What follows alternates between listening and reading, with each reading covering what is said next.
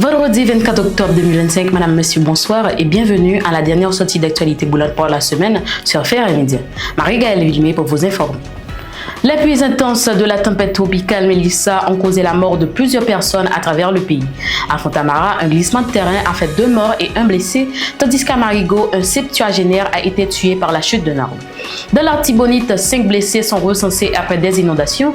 Les autorités appellent à la vigilance. Plusieurs départements, dont l'Ouest et le Sud-Est, restant en alerte orange alors que la tempête poursuit sa route dans la mer des Caraïbes.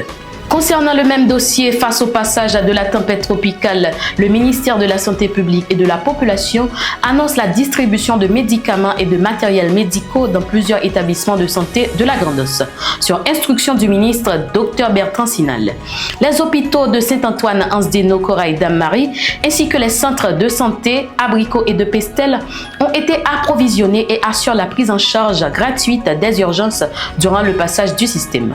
Sous la supervision du Dr Gary Pierre, les équipes sanitaires restent mobilisées pour assister la population avant, pendant et après les intempéries. Le ministère appelle par ailleurs les citoyens à rester vigilants et à suivre les consignes des autorités locales et de la protection civile.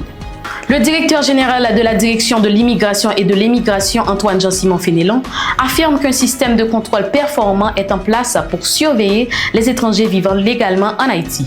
Selon lui, les Cubains représentent environ 80% des détenteurs de permis de séjour, en présence qui traduit la bonne coopération entre Haïti et Cuba.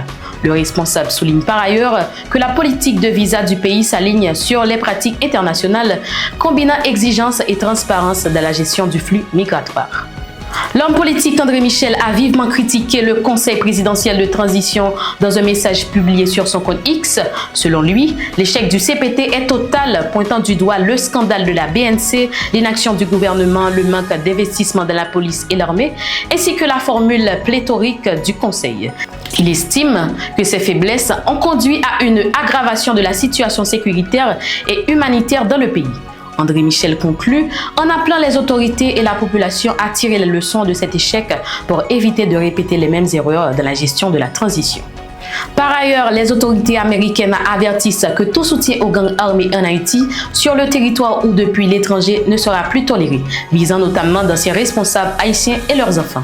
Washington réaffirme son soutien à une gouvernance responsable et travaille à l'accélération du déploiement de la force multinationale de soutien à la sécurité, malgré les contraintes logistiques pour aider Haïti à restaurer la stabilité et la justice. Madame, messieurs, c'est ici que s'achève ce bulletin d'information. Merci de votre attention et de votre fidélité. Nous vous retrouvons lundi pour un nouveau bulletin titre par titre sur Faire et Média. D'ici là, nous vous souhaitons un excellent week-end.